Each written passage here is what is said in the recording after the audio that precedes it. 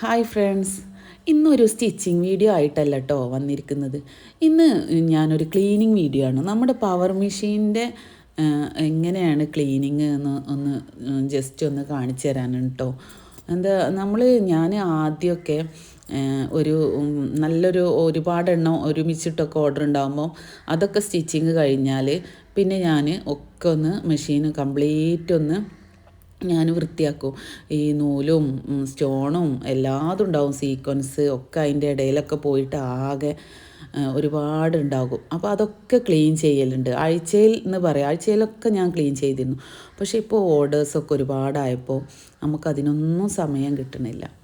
അപ്പോൾ എന്ത് ചെയ്യും, നമ്മൾ സ്റ്റിച്ച് ചെയ്യും. ഈ സ്റ്റോണൊക്കെ ഉള്ളത് നമ്മൾ അടിച്ച് പൊട്ടിച്ചൊക്കെ സ്റ്റിച്ച് ചെയ്താലും പൊട്ടിച്ച് നമ്മൾ സ്റ്റിച്ച് ചെയ്യാൻ വരുമ്പോൾ എന്തായാലും അപ്പോഴും കുറേ എടുത്ത് ഒഴിവാക്കണ്ടാവും. അതൊക്കെ എടുത്തിട്ട് അവിടെ തന്നെ ഇട്ടിട്ട് അങ്ങനെ ചെയ്യും. പിന്നെ നമുക്ക് മെഷീന് എന്തെങ്കിലും പ്രോബ്ലം വരുമ്പോഴാണ് ഇതിപ്പോൾ നോക്കുക. ഇതേപോലെ സ്റ്റിച്ചിങ്ങിന് കംപ്ലൈൻറ്റ് വന്നപ്പോഴാണ് ജസ്റ്റ് എനിക്ക് മനസ്സിലായത് ഒന്ന് ക്ലീനിങ് ആയിന് എന്നുള്ളത്. ഒരു 2-3 മാസമൊക്കെ ആയി ക്ലീൻ ചെയ്തിട്ട്.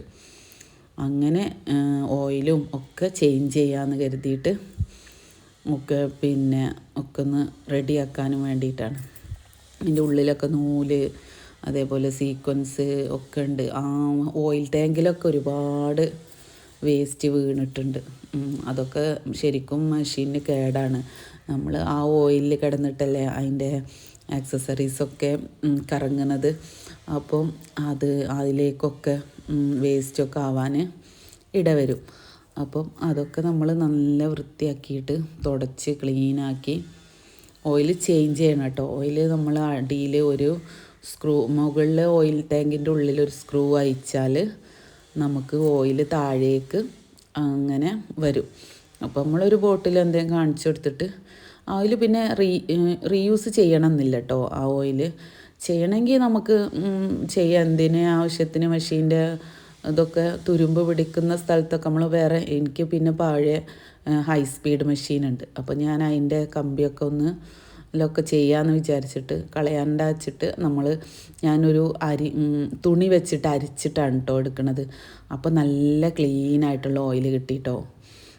വേണമെങ്കിൽ നമുക്ക് യൂസ് ചെയ്യാം. നല്ലോണം വൃത്തികേടായിട്ടുണ്ടെങ്കിൽ കളറ് മാറിയിട്ടുണ്ടെങ്കിൽ പിന്നെ യൂസ് ചെയ്യണ്ട, പുതിയത് ഒഴിക്കാം. ഞാൻ ഇതിൽ പുതിയത് തന്നെയാണ് ഒഴിച്ചത്. ഒക്കെ ഓയിലൊക്കെ ചേഞ്ച് ചെയ്തിട്ട് ഒരു 1 ഇയർ ആയി കാണും ഓയിൽ ചേഞ്ച് ചെയ്തിട്ട്. 1 ഇയർ കഴിഞ്ഞു, 1 ഇയറിലേറായി. അപ്പോൾ അങ്ങനെ ഓയിലൊക്കെ കംപ്ലീറ്റ് ഒഴിവാക്കിയിട്ട്, പക്ഷേ ഓയിൽ ടാങ്ക് നല്ലോണം വേസ്റ്റ് അടിഞ്ഞിട്ട് കേടുവന്നിരുന്നു. അപ്പോൾ എന്ത് ചെയ്തു, ഓയിൽ പോയതിന് ശേഷം അത് നല്ലോണം വെള്ളമൊക്കെ ഒഴിച്ചിട്ട് ഉരച്ച് വൃത്തിയാക്കിയിട്ടോ. അങ്ങനെ ആകുമ്പോൾ നമ്മൾ പുതിയതുപോലെ തന്നെ കിട്ടി. ചില സ്ഥലത്തൊക്കെ തുരുമ്പ് ഇങ്ങനെ വരാൻ നിൽക്കുന്നുണ്ട്, നമ്മൾ ശ്രദ്ധിക്കാത്തത് കൊണ്ടാണ്. അപ്പോൾ അങ്ങനെ ഓയിലൊക്കെ കംപ്ലീറ്റ് നമ്മൾ ഒഴിവാക്കിയിട്ട് ചെയ്യാണ് കേട്ടോ. ഇതിപ്പം മറ്റേ സാധാ മെഷീനാണെങ്കിൽ നമ്മൾ എന്ത് ചെയ്യണം, നോർമൽ മെഷീനാണെങ്കിൽ ഹൈ സ്പീഡാണെങ്കിലൊക്കെ നമ്മൾ ദിവസം ഓയിൽ കൊടുത്തുകൊണ്ടിരിക്കണം. ഇതിൻ്റെ ഒരു മെയിനായിട്ടുള്ളൊരു ഇതെന്ന് വെച്ചാൽ നമ്മൾ ഓയിലിങ്ങനെ കൊടുക്കൊന്നും വേണ്ട, നമ്മളവിടെ ഒഴിച്ചിട്ടാൽ മതി. കണ്ടോ, ഓയിൽ ടാങ്കൊക്കെ ആകെ കച്ചറായിട്ട് അങ്ങനെ ഒക്കെ മാറ്റി. എൻ്റെ മെഷീൻ ഇപ്പോൾ ഒരു 2 വർഷമായിട്ടുണ്ടാവും കേട്ടോ. 2 വർഷമല്ല, ഒരു 3 വർഷം കഴിഞ്ഞു. അപ്പോൾ വെള്ളമൊക്കെ ഒഴിച്ചിട്ട് നല്ലോണം ക്ലീൻ ചെയ്ത്, നല്ല വെയിലുണ്ടായിരുന്നു, നല്ല വെയിലത്ത് വെച്ച് ഉണക്കി ക്ലീനാക്കി. അപ്പോൾ മെഷീന് താഴെയായിരുന്നു, മുകളിലെ റൂം സെറ്റ് ചെയ്തിട്ട് നമ്മൾ അങ്ങോട്ടേക്ക് മാറ്റുകയാണ്. ആ ഒരു ഇതും കൂടെ ഉണ്ടായിരുന്നു. അപ്പോൾ മുകളിലൊക്കെ നമുക്ക് സ്പേസും കാര്യങ്ങളൊക്കെ റെഡിയാക്കി അങ്ങനെ നമ്മൾ ഇങ്ങോട്ടേക്ക് ഇട്ടു കേട്ടോ. ഇനി അതൊക്കെ നമ്മൾ ഉണക്കാൻ വെച്ചിട്ടുണ്ട്. അത് ഉണക്കി കഴിഞ്ഞു. അതൊക്കെ അത് വൃത്തിയാക്കാൻ സാധനങ്ങളും ഒക്കെ അങ്ങനെ ഇട്ടേക്കണം. നമുക്ക് ഈ റൂമിലോട്ടൊന്ന് സെറ്റ് ചെയ്യാൻ വേണ്ടിയിട്ടാണ്. ഒക്കെ ഒരുപാട് ആക്സസറീസും കാര്യങ്ങളൊക്കെ ഉണ്ട് കേട്ടോ.